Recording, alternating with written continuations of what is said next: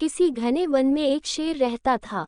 वह रोज शिकार पर निकलता और एक ही नहीं, दो नहीं, कई कई जानवरों का काम तमाम कर देता था। जंगल के जानवर डरने लगे कि अगर शेर इसी तरह शिकार करता रहा तो एक दिन ऐसा आएगा कि जंगल में कोई भी जानवर नहीं बचेगा। सारे जंगल में सनसनी फैल गई। शेर को रोकने के लिए कोई न कोई उपाय करना जरूरी था। एक दिन जंगल के सारे जानवर इकट्ठा हुए और इस विचार करने लगे। अंत में उन्होंने तय किया कि वे सब शेर के पास जाकर उनसे इस बारे में बात करें। दूसरे दिन जानवरों के एक दल शेर के पास पहुंचा। उनके अपनी ओर आते देख शेर घबरा गया और उसने गरज कर पूछा, क्या बात है? तुम सब यहाँ क्यों आ रहे हो? जानवरों के नेता ने कहा, महाराज, हम आपके पास निवेदन करने आए हैं। आप राजा हैं और हम आपकी प्रजा। जब आप शिकार करने निकलते हैं तो बहुत जानवर मार डालते हैं। आप सबको खा भी नहीं पाते। इस तरह से हमारी संख्या कम होती जा रही है। अगर ऐसा ही होता रहा तो कुछ ही दिनों में जंगल में आपके सिवाय और कोई भी नहीं बचेगा। प्रजा के बिना राजा भी कैसे रह सकता है? यदि हम सभी मर जाएंगे तो आप भी राजा नहीं रहेंगे। हम चाहते हैं कि आप सदा हमारे राजा बने रहें। आपसे हमारी विनती है कि आप अपने घर पर ही रहा करें। हर रोज स्वयं आपके खाने के लिए एक जानवर भेज दिया करेंगे।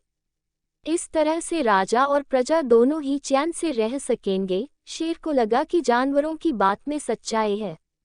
उसने सोचा, फिर बोला, मैं तुम्हारे सुझाव को मान लेता हूँ, लेकिन याद रखना, अगर किसी भी दिन तुमने मेरे खाने के लिए पूरा भोजन नहीं भेजा तो मैं जितने जानवर चाहूंगा मार डालूंगा। जानवरों के पास तो और कोई चारा नहीं बचा, इसलिए उन्होंने शेर की शर्त मान ली और चले गए।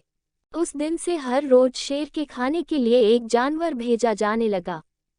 इसके लिए जंगल में रहने वाले सब जानवरों में से एक एक जानवर बारी बारी से चुना जाता था।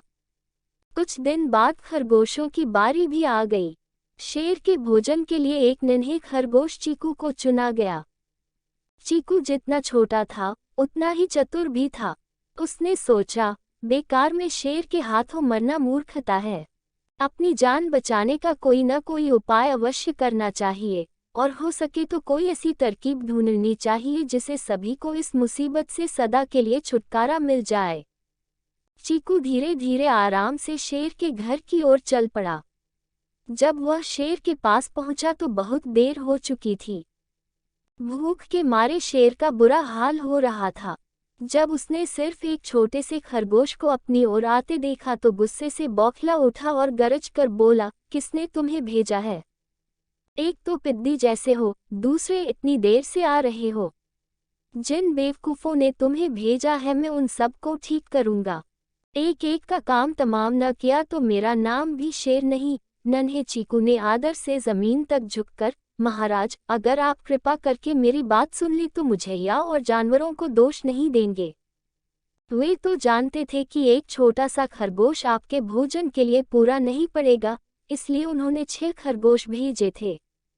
लेकिन रास्ते में हमें एक और शेर मिल गया। उसने 5 खरगोशों को मारकर खा लिया। यह सुनते ही शेर दहाड़ कर बोला, क्या कहा? दूसरा शेर? कौन है वह? तुमने उसे कहाँ देखा? महाराज, वह तो बहुत ही बड़ा शेर है। चीकू ने कहा, वह जमीन के अंदर बनी एक बड़ी गुफा में से निकला था। वह तो मुझे ही मारने जा रहा था, पर मैंने उससे कहा, सरकार, आपको पता नहीं कि आपने क्या अंधेर कर दिया है। हम सब अपने महाराज के भोजन के लिए जा रहे थे, लेकिन आपने उनका सारा खाना खा लिया है। हमारे महाराज ऐसी बातें सहन नहीं करेंगे। वे जरूर ही यहाँ आकर आपको मार डालेंगे। इस पर उसने पूछा, कौन है तुम्हारा राजा? मैंने जवाब दिया, हमारा राजा जंगल का सबसे बड़ा शेर है। महाराज, मेरे ऐसा कहते ही वह गुस्से होकर बोला, बेवकूफ, इस जंगल का राजा सिर्फ मैं हूँ। यहाँ सब जानवर मेरी प्रजा हैं। मैं उनके साथ जैसा चाहूँ वैसा कर सकता हूँ। जिस मूर्ख को तुम अपना राजा कहते हो उस चोर को मेरे सामने हाजिर करो। मैं उससे बताऊंगा कि असली राजा कौन है। महाराज, इतना कहकर उस शेर ने आपको लिवाने के लिए मुझे यहाँ भेज दिया। चीकू की बात सुनकर शेर को बड़ा गुस्सा आया और वह बार बार गरजने लगा। उसकी भयानक गरज से सारा जंगल दहलने लगा। मुझे फौरन उस मूर्ख का पता बताओ, शेर ने दहाड़ कर कहा। जब तक मैं उसे जान से न मार दूंगा मुझे चैन नहीं मिलेगा। बहुत अच्छा महाराज, चीकू ने कहा, मौत ही उस दुष्ट की सजा है। अगर मैं और बड़ा और मजबूत होता तो मैं खुद ही उसके टुकड़े टुकड़े कर देता। चलो, रास्ता दिखाओ, शेर ने कहा। फौरन बताओ किधर चलना है। इधर आइए महाराज, इधर। चीकू रास्ता दिखाते हुआ शेर को एक कुएं के पास ले गया और बोला, महाराज, वह दुष्ट शेर जमीन के नीचे किले में रहता है। जरा सावधान रहिएगा, किले में छुपा दुश्मन खतरनाक होता है। मैं उससे निपट लूंगा, शेर ने कहा। जब मैंने उसे देखा था तब तो वह यहीं बाहर खड़ा था। लगता है आपको आता देखकर वह किले में घुस गया। चीकू ने कुएं के नजदीक आकर शेर से अंदर झांकने के लिए कहा। शेर ने कुएं के अंदर झांका तो उसे कुएं के पानी में अपनी परछाई दिखाई दी। परछाई को देखकर शेर जोर से दहाड़ा। कुएं के अंदर से आती हुई अपने ही दहाड़ने की गूंज सुनकर उसने समझा कि दूसरा शेर भी दहाड़ रहा है। दुश्मन को तुरंत मार डालने के इरादे से वह फौरन कुएं में कूद पड़ा। कूदते ही पहले तो वह कुएं की दीवार से टकराया, फिर धड़ाम से पानी में गिरा और डूबकर मर गया। इस तरह चतुराई से शेर से छुटकारा पाकर चीकू घर लौटा।